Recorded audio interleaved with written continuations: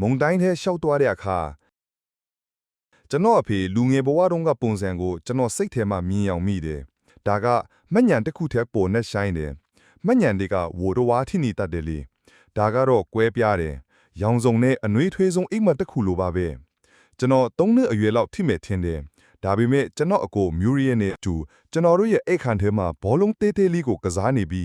းသူက8နှစ်ကျွန်တော်ကတော့သူ့နောက်ကိုပဲလိုက်နေတာပေါ့ခါမှကျိုးချီထားတယ်လို့ကျွန်တော်တို့ပြောကြတယ်လို့ပေါ့ကျွန်တော်အဖေကအလောက်ကနေပင်ပန်းလာပြီးနောက်ဆိုဖာပေါ်မှာအနားယူနေတယ်အဖေတွေကပင်ပန်းနဲ့နေ့တစ်နေ့ပြီးတဲ့နောက်မှာပေါင်400လောက်လေးနေတယ်လို့အိပ်ကြတာကိုသိကြမှာပါအာငါအရန်ပင်ပန်းနေပြီဘရာဇီးမှာတော့ဒါကပုံစံတစ်ခုပေါ့သူ့ခေါင်းအောက်မှာခေါင်းအုံရှိပြီးညာဘက်လက်ကဆိုဖာအောက်ကိုချထားတယ်ကျွန်တော်နဲ့ကျွန်တော်အကိုကအခန်းထဲပြေးဝင်လာပြီးသူ့ကိုလှုပ်နှိုးကြတယ်အဖေထပါအောင်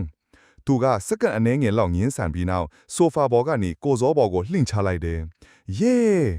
အဲ့ဒီနောက်ကျွန်တော်အဖေကဆိုဖာအောက်ကိုခန္ဓာကိုယ်တစ်ခုလုံးလှင့်ဝင်သွားတယ်သူပျော့သွားတယ်မြင်ရတာကအမောင်ထဲကနေထွက်လာတဲ့လက်ကြီးနဖကယူးကျက်တလို့လှုပ်ခါနေတာပဲမင်းတို့ဒီနေ့ကိုတွေ့နိုင်မှာမဟုတ်ဘူးငါကတာဖိုရဲပဲဒါကကပဖရာပွဲပါကိုဇောကကျွန်တော်တို့ရဲ့ကွင်းဆိုဖာအောက်ကနေရာကကျွန်တော်တို့ရဲ့ကိုကျွန်တော်အဖေရဲ့လက်ကြီးတွေကတာဖိုရဲပါကျွန်တော်အကိုက rival တို့ဘေဘေတို့ရိုနာဒိုဒွန်ဂါသူ့မရွေးရဲ့ကစားသမားကိုကျွန်တော်ရတယ်ကျွန်တော်အနံ့တောင်ရနေတယ်လို့ခံစားရတယ်ဆိုဖာအနံ့ကိုရတယ်ကျွန်တော်အမေညာစာချက်နေတဲ့အနံ့ကိုရတယ်ကျွန်တော်အဖေရဲ့အဝတ်အစားအနံ့ကိုရတယ်ကျွန်တော်ကမ္ဘာဖလားဖိုင်နယ်မှာပင်နယ်တီကိုကဲတင်ဖို့စ조사နေတဲ့သူ့ရဲ့လက်ကြီးတွေလှုပ်ခါနေတာကိုမြင်ရတယ်တခါတရံသူကဆိုဖာအောက်ကနေခေါင်းထွာလာပြီးသူ့ရဲ့လူရှင်တော်လိုပြုံးချူနေတဲ့မျက်နှာကိုပြတယ်ကျွန်တော်နဲ့ကျွန်တော်အကိုကရေမောနေကြတယ်ကျွန်တော်မျက်လုံးမှိတ်ပြီးမြင်းယုံတင်မကပဲမနေ့ကလိုပဲခံစားရတယ်ကျွန်တော်အဖေဆုံးသွားပြီဆိုရဲဖုံးခိုဆိုးမှုကိုရရှိတဲ့အခါကျွန်တော်ကအိမ်နဲ့အဝေးကြီးမှာရှိနေခဲ့တယ်ကျွန်တော်လီဗာပူးမှာရှိနေပြီး2020-2021ရာသီတဝက်လုံးမှာပါသူ့ရဲ့တည်ဆုံးမှုကရုပ်တရက်ထူးခဲ့တယ်လုံးဝထိတ်လန့်သွားတယ်ကျွန်တော်အမေကကျွန်တော်ကိုဖုံးဆက်ပြီးမတော်တဆမှုတစ်ခုဖြစ်ပွားခဲ့ပြီးကျွန်တော်အဖေကကျွန်တော်တို့အိမ်သားကရေကန်ထဲမှာရေနစ်တည်ဆုံးခဲ့တယ်လို့ပြောပါတယ်ကျွန်တော်မှတ်မိတာကတော့ကျွန်တော်အယမ်းစိတ်တကြသွားတယ်ကျွန်တော်အဖေလိုလူမျိုးတယောက်တကယ်မရှိတော့ဘူးဆိုတာမထိနိုင်ဘူးလို့ထင်ခဲ့တယ်သူကယောက်ျားပြီးတဲ့ယောက်ျားလို့ပြောကြသလိုပေါ့သူကအားအကောင်းဆုံးလူတယောက်ပါကျွန်တော်ငငယ်ကသူ့အကြောင်းပုံပြန်တဲ့ကြားခဲ့ဘူးတယ်သူလည်းဂိုးသမားတယောက်ပါကျွန်တော်တို့ရဲ့ DNA ထဲမှာပါနေတာထင်ပါတယ်ကွင်းထဲမှာတော့သူကလုံးဝမကြောက်ဘူးလို့ပြောကြတယ်သူကရှေ့ကိုပြေးထွက်ပြီးတိုက်စစ်မှုရဲ့ဖြစ်နေတဲ့ကိုမျက်နှာထိုးထည့်တတ်တယ်မင်းအဖေကယူနေတာလို့သူ့တငယ်ချင်းတွေကကျွန်တော်ကိုပြောကြတယ်ကျွန်တော်ကဒါကိုပုံပြန်လို့ပဲထင်ခဲ့တယ်ဒါပေမဲ့တကယ်အမှန်ဖြစ်ပြီးဘောလုံးထက်ပိုနဲ့ဆိုင်တယ်ဘောလုံးကွင်းထဲမှာပဲဖြစ်ဖြစ်တကယ်ဘဝမှာပဲဖြစ်ဖြစ်သူကပြည့်စုံတဲ့လူတစ်ယောက်ပါသူလုတ်ခဲ့တဲ့အရာအလုံးကမိသားစုအတွက်ပဲသူဆုံးသွားတော့ကျွန်တော်ကိုဖျက်ဆီးပစ်လိုက်သလိုပါပဲကျွန်တော်ဘောလုံးအကြောင်းတောင်မစင်းစားနိုင်တော့ဘူးကျွန်တော်ဘောလုံးကစားနေတဲ့ဆိုတာကိုတောင်မှတ်မိအောင်စ조사နေရပြီး top 4အတွက်တိုက်ပွဲဝင်နေရတယ်အဲ့ဒီအချိန်ကကက်ယောဂဖြစ်ပွားနေစေဖြစ်အိမ်ပြန်ဖို့ခရီးစဉ်ကလည်းအရန်ခက်ခဲတာကြောင့်ပို့ပြီးရှုပ်ထွေးဖြစ်ပါတယ်ကျွန်တော်ဇနီးကကျွန်တော်တို့ရဲ့တတိယမြောက်ကလေးကိုကိုဝင်ဆောင်နေရပြီးဘရာဇီးမှာကိုဗစ်ကထပ်ဖြစ်နေတယ်ဆရာဝန်ကခရီးသွားရင်အန်တရရှိတယ်လို့ပြောတာကြောင့်ဇနီးကလီဗာပူးကကျွန်တော်တို့ကလေးတွေနဲ့အတူနေခဲ့ရတယ်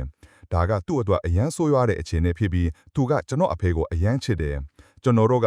သူမကိုအချစ်ဆုံးလို့နောက်ပြောင်ပြောဆိုကြတယ်ကျွန်တော်တို့ကကျွန်တော်အဖေရှိမှသဘောမတူညီမှုတွေဖြစ်ရင်သူကငါကတော့နတာရီယာမှန်တယ်လို့ထင်တယ်လို့အမြဲပြောတယ်သူမကအဖေဘယ်တော့မှမရနိုင်ခဲ့တဲ့သမီးပါကျွန်တော်ကဘရာဇီးကိုတယောက်တည်းပြန်ရတော့မှာပါနောက်ထပ်2ရက်3ရက်ကတော့မမှတ်မိတော့ဘူးကျွန်တော်မှတ်မိတော့ကကျွန်တော်တို့အိမ်ကိုဘန်းဒီရောက်လာတာပါဗော်ဂျာအန်ဒီဖာဘီညိုပွန်မီနိုတီယာဂိုအစရှိတဲ့ကျွန်တော်ရဲ့ညီအိတ်ကိုဒီအားလုံးစီကနေပါလူတိုင်းကဝမ်းနဲ့ចောင်းစာနဲ့အတူဘန်းဒီပို့ပေးကြတယ်ကျွန်တော်အသင်းဖော်ဒီတင်မကပဲပက်ဂွာဒီယိုလာနဲ့ကာလိုအန်ဆယ်လီတီတို့တောင်မှဝမ်းနဲ့ចောင်းစာတွေပို့ပေးကြတယ်ဒါကကျွန်တော်နှလုံးသားကိုတကယ်ထိခိုက်စေခဲ့ပါတယ်10မိနစ်တိုင်းမှာကျွန်တော်တို့တကားကိုပန်းနေနဲ့ပို့ဆောင်သူတစ်ယောက်ကခောက်နေတယ်ဒုက္ခရောက်နေတဲ့အချိန်မှာဒီလိုတင်းငယ်တဲ့အရာတွေကဘလောက်အတိတ်ပဲရှိလဲဆိုတာကိုအဲ့ဒီလူတွေနားလည်နိုင်မှာမဟုတ်ဘူးလို့ကျွန်တော်ထင်ပါတယ်ဒါကတိလက်အကြီးမားဆုံးပြိုင်ဖက်တဲ့တောင်မှနာမည်ရဲ့နောက်ွယ်ကလူကိုအတိမတ်ပြုတယ်ဆိုတာကိုတတိပေးလိုက်တာပါကျွန်တော်ဖေတော့မှမမေ့နိုင်ဘူးယောဂန်ကကျွန်တော်ကိုဖုန်းဆက်ပြီးကျွန်တော်လီးကျင်ခန်းမစင်းတာတွေအတွက်ပြောရမှာအယံအားနာနေတယ်ဘာလို့လဲဆိုတော့ကျွန်တော်တို့က top 4အပြင်ပါမရှိနေပြီးအမှတ်တိုင်းလိုအမနီလိုပါဒါပေမဲ့ယောဂန်ကကျွန်တော်ကိုအချိန်လိုတော့ယူဖို့ပြောတယ်ကျွန်တော်က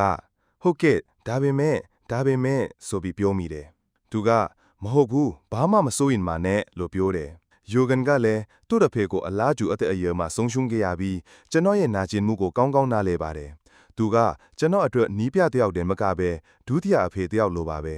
Origi က Everton ကိုဂိုးသွင်းတဲ့အခါသူကကွင်းတစ်ဝက်ကိုပြေးလာပြီးကျွန်တော်ကိုခုံဖတ်တဲ့အချိန်ကစားပြီးလူတိုင်းဒါကိုမြင်နိုင်တယ်လို့ကျွန်တော်ထင်ပါတယ်ကျွန်တော်ကအဲ့ဒီဗီဒီယိုကိုတခါတည်းရန်ကျွန်တော်ဖုန်းမှာကြည့်ပြီးရံမောမိတယ်ဒါပေမဲ့လူထုမမြင်ရတဲ့အချိန်တွေအများကြီးရှိပြီးကျွန်တော်တို့ကအဝေးကွင်းပွဲတွေပြီးတဲ့နောက်ဘတ်စကားပေါ်မှာထိုင်ပြီးဂျာမန်တယောက်နဲ့ဘရာဇီးတယောက်လိုဘီယာတစ်ခွက်နဲ့အောင်ပွဲခံကြတယ်ယိုဂန်ကကျွန်တော်ကိုဝမ်းနည်းပူဆွေးဖို့အချိန်ပေးခဲ့ပြီးနီးပြအများစုကတော့ဒီလောက်နားလည်မှုရှိမှာမဟုတ်ပါဘူးကျွန်တော်ကတော့ဒါကလီဗာပူးရဲ့နီလန်းပါဒီမှာကကွဲပြားပါတယ်ကစားသမားတွေတောင်မှကွဲပြားပါတယ်ကျွန်တော်တို့ရဲ့အသင်းနီးပြထီတဲ့ Ray Hogan ကကျွန်တော်ကိုစာပို့ပြီးကောင်လေးတွေအားလုံးကကျွန်တော်ကိုအတူပါအခမ်းအနားကိုတွားဖို့ကိုပိုင်လေယာဉ်ငါးပေးဖို့သဘောတူခဲ့တယ်လို့ပြောတယ်ဒါပေမဲ့ဒါကမဖြစ်နိုင်တဲ့အချိန်တွေဖြစ်ပြီးအဲ့ဒီအချိန်ကနိုင်ငံကထွက်ခွာဖို့အတွက်ပြန်ရောက်တဲ့အခါဟိုတယ်မှာ14ရက်ကြာ quarantine ဝင်ရမှာပါကျွန်တော်အဖေရဲ့အတူပါအခမ်းအနားကနေပြန်လာပြီးဟိုတယ်ခန်းထဲမှာနှစ်ပတ်ကြာတယောက်တည်းနေရမယ့်အဖြစ်ကိုတွေးကြည့်ရုံနဲ့တင်ခက်ခဲပါတယ်ဒါပေမဲ့အစိုးဆုံးကတော့ကျွန်တော်ဇနီးကိုအဲ့ဒီလောက်ကြာအောင်တယောက်တည်းထားခဲ့ရမှာပါသူကကိုဝင်3လသောအရွယ်ရောက်နေပြီဖြစ်ပြီးဘာမှဖြစ်နိုင်ပါတယ်ကျွန်တော်ကကျွန်တော်အမေနဲ့ကျွန်တော်အကိုကိုဖုံးဆက်ပြီးအခြေအနေကိုရှင်းထရတော့ဒါကကျွန်တော်ဘဝရဲ့အစိုးဆုံးဖုံးကော်ဆိုမှုပါပဲကျွန်တော်တို့အများကြီးငိုဟဲကြပေမဲ့အဆုံးမှာတော့ကျွန်တော်အဖေကကျွန်တော်ကိုကျွန်တော်ကလေးတွေနဲ့သူ့ရဲ့အချစ်ဆုံးသမီးနဲ့အတူနေပြီးသူတို့ကိုကာကွယ်ပေးဖို့လိုလားလိမ့်မယ်လို့ကျွန်တော်ဆုံးဖြတ်ခဲ့တယ်ဒါကသူဘလို့နေထိုင်ခဲ့လဲဆိုတာပါပဲဒါကသူ့ကိုဂုဏ်ပြုဖို့အကောင်းဆုံးနည်းလာမှာပဲကျွန်တော်သူ့ကိုဖတ်ခွင့်ရတိုင်းဖတ်ခဲ့တယ်ကျွန်တော်သူ့ကိုချစ်တယ်လို့ပြောခွင့်ရတိုင်းပြောခဲ့တယ်ဘာမှပြောစရာမကြမ်းတော့ဘူးသူသိတယ်ဒါပေမဲ့ကျွန်တော်အိမ်နဲ့အဝေးကြီးမှာရှိနေတယ်လို့ဘယ်တော့မှမခံစားခဲ့ဘူးကျွန်တော်တို့ကသူ့ရဲ့အတူပါအခမ်းအနားကို FaceTime ကနေကြည့်ခဲ့ရတယ်ကျွန်တော်အကိုကအခမ်းအနားတစ်လျှောက်လုံးဖုန်းကိုကင်ထားပြီးကျွန်တော်ကကျွန်တော်အမေနဲ့အတူဆူတောင်းပြီးငိုကြွေးခဲ့ရတယ်ကျွန်တော်အဖေကိုသူ့ရဲ့ကောင်းတလားမှာနှုတ်ဆက်နိုင်ခဲ့တယ်အဲ့ဒီအချိန်မှာထူးဆန်းတယ်လို့ထင်ရပေမဲ့ screen ပေါ်မှာရှိနေတဲ့ဆိုတာကိုမေ့သွားတယ်တင်းရဲ့မှတ်ဉာဏ်တွေနဲ့အချစ်တွေကအဝေးကိုချော်လွှားပြီးအဝေးမှာရှိနေတဲ့တင့်အဖေကိုစကားပြောနေတယ်လို့ပါပဲကျွန်တော်သူ့ကိုပြောစရာဘာမှမကြံတော့ဘူးဆိုတာအမှန်ပါပဲကျွန်တော်တို့ကအကုန်လုံးပြောပြီးသွားပြီကျွန်တော်အတရားပြောစရာကြံတာကတော့ကျေးဇူးတင်ပါတယ်ဆိုတာပဲကျွန်တော်အဖေဖြစ်ုံတင်မကပဲကျွန်တော်တငယ်ချင်းဖြစ်ပေးတဲ့အတရားပါကျွန်တော်အသင်းဖော်ရီနဲ့ကလပ်မရှိပဲကျွန်တော်အဲ့ဒီအချိန်ကိုကြော်လွှားနိုင်မှာမဟုတ်ဘူးအတူပါအခမ်းအနားပြီးရက်အနှဲငယ်အကြာလေးချင်ကန်ပြန်ဆင်းတဲ့အခါကျွန်တော်အဖေကိုရုတ်တရက်စဉ်းစားမိတယ်ကျွန်တော်မထိန်နိုင်ဘူးကျွန်တော်ငယ်ငယ်ကကျွန်တော်ကိုကစားနေတာကိုကြည့်ပြီးစကားကခွန်းမှမပြောဘဲတိတ်ဆိတ်စွာရက်နေတဲ့သူ့ကိုမြင်ရောက်မိတယ်ဒါမှမဟုတ်ရေကန်ထဲမှာသူနဲ့အတူငားများနေတာဒါမှမဟုတ်သူနဲ့အတူဘာဘီချိုးပွဲမှာထိုင်ပြီးချီမာတော့တောင်းနေတာ9မိနစ်တခါစကားတစ်ခုနှစ်ခုပြောနေတာဒါမှမဟုတ်တာဖရဲကကိုစခွရှိမှာပယ်နယ်တီကိုကယ်တဲ့အခါသူကမွေးနေကိတ်ထဲကိုမျက်နှာထိုးထည့်ပြီးအောင်ပွဲခံနေတာဒါမှမဟုတ်ပင်ပန်းတဲ့နေ့တနေ့ပြီးတဲ့နောက်ဆိုဖာပေါ်မှာလဲနေပြီးတာဖရဲလိုဟန်ဆောင်ဖို့ဆိုဖာအောက်ကိုထွားထွားဖို့အားရှိနေသေးတာကျွန်တော်ဒီလိုမြင်ရောက်ပြီးငိုမိတယ်လေ့ကျင့်ခန်းမှာပဲထရန်ရဲ့ free kick ကိုတားဖို့လူတိုင်းစီစဉ်နေတာကိုစဉ်းစားကြည့်ပါတင်းမျက်လုံးတွေကမျက်ရည်တွေနဲ့ဝေးနေတယ်ဆိုရင်မငိုနေရင်တောင်ခက်ခဲပါတယ်ဒါပေမဲ့ကျွန်တော်အတင်းဖော်တွေကမယုံနိုင်စရာကောင်းတယ်သူတို့ကကျွန်တော်မိသားစုရဲ့ကစိတ်တစ်ပိုင်းထီပြီးဝမ်းနဲ့ပူဆွေးနေတယ်လို့ပြုမှုစားတယ်လေ့ကျင့်ခန်းပြန်ဆင်းနိုင်တာကကျွန်တော်ကိုအေးချမှုပေးတယ်ကျွန်တော်ကဘောလုံးကိုမရွေးချယ်ခဲ့ဘူးလို့အမြဲပြောတယ်တတိမေးနေတာကိုမရွေးချယ်နိုင်ဘူးတင်းအယိုးထဲမှာရှိနေပြီးသာ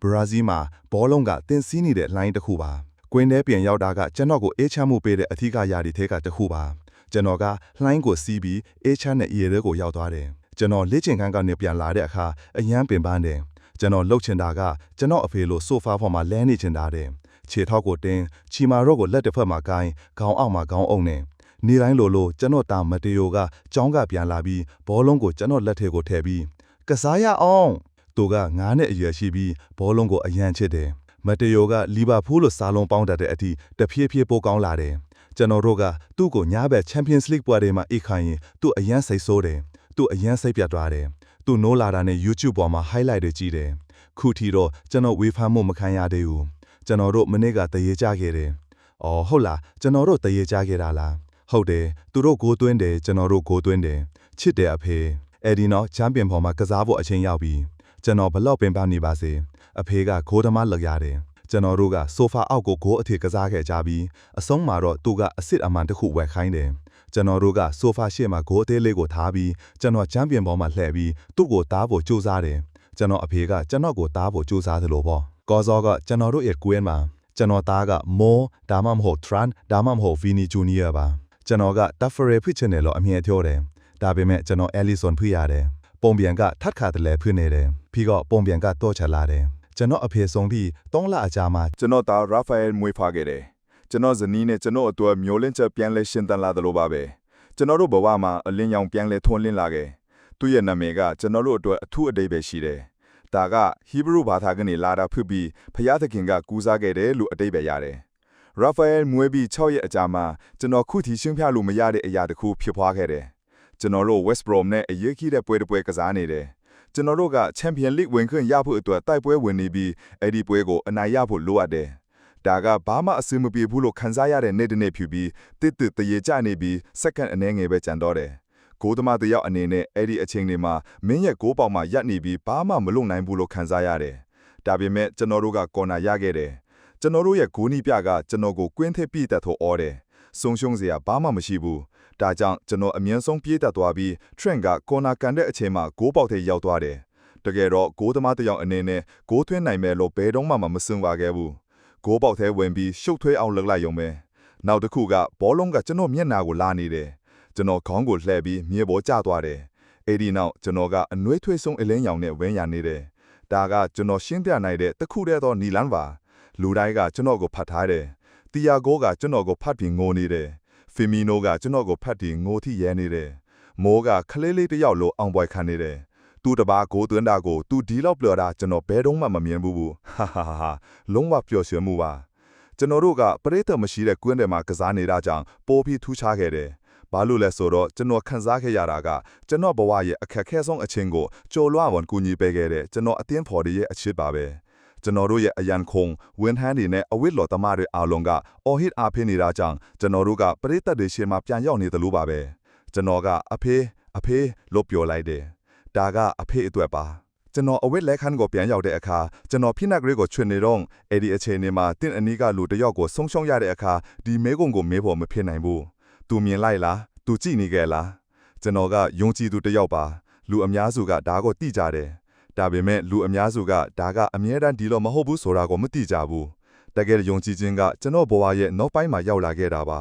ကျွန်တော်ငယ်ငယ်ကကျွန်တော်တို့ကအိမ်မှာခရစ်ယာန်တွေပါကျွန်တော်တို့မိဘတွေကနေ့တိုင်းစုတောင်းကြပေမဲ့ဖခင်เจ้าကိုတော့သိမသွားကြဘူးကျွန်တော်ကဖခင်သခင်ကိုယုံကြည်ခဲ့ပေမဲ့အဝဲကဖခင်သခင်ကိုယုံကြည်ခဲ့တာပါကျွန်တော်အသက်ကြီးလာတဲ့အခါမှာပျော်ရွှင်မှုရောနာကျင်မှုရောဘဝအတွေ့အကြုံတွေပိုရလာတဲ့အခါဖခင်သခင်ကတင့်ထွန်းတာထက်ပိုနီးကတဲ့ဆိုတာကိုနားလည်ခဲ့တယ်ယုံကြည်ခြင်းကမြင်နိုင်တဲ့အရာမဟုတ်ဘူးစကလုံးတဲ့တောင်ဖော်ပြလို့မရဘူးဒါကခန်းစားချက်တစ်ခုဒါမှမဟုတ်စောင်းပုတ်တစ်ခုထက်ပိုပြီးအားကောင်းတဲ့စွမ်းအားတစ်ခုပါဒါကဖခင်သခင်ရဲ့သားတော်ယေရှုခရစ်ကိုလုံးဝယုံကြည်ကိုးစားခြင်းပါကျွန်တော်ကဘိုးလုံးလောကရဲ့အစွမ်းအထက်ဆုံးတခြင်းရဲ့အဖွင့်စကလုံးတွေကိုကြားတိုင်းမှာဒါကိုစဉ်းစားမိတယ်မင်းလျှောက်သွားတဲ့အခါမုန်တိုင်ထဲကဘာတော်ဝတ်မှာဘိုးလုံးတခြင်း9000အမျိုးမျိုးရှိတယ်ဒါပေမဲ့နှလုံးသားကိုဒီလိုထိခိုက်စေတဲ့တခြင်းကတပုတ်ပဲရှိတယ်ဘာလို့လဲကျွန်တော်ထင်တာကတော့ဒါကဘဝရဲ့ပိုနဲ့ဆိုင်တဲ့အဓိပ္ပာယ်နဲ့ပတ်သက်နေလို့ပါမင်းဘယ်သူပဲဖြစ်ဖြစ်တနေ့နေ့မှာဒုက္ခဆင်းရဲကိုရင်ဆိုင်ရမှာပါတင်ရဲ့အိမ်မက်တွေကပျက်စီးသွားမှာပါတင်ဘဝမှာတင်အရန်ချစ်တဲ့လူတွေကိုဆုံးရှုံးရမှာပါအဲ့ဒီအချိန်တွေမှာကဘာပေါ်ကအခက်ခဲဆုံးမေးဖို့မဖြစ်နိုင်ဘူးသူတို့ကကျွန်တော်တို့ကိုကြည်နေတယ်လားကျွန်တော်သူတို့ကိုပြန်တွေ့နိုင်အောင်မလာ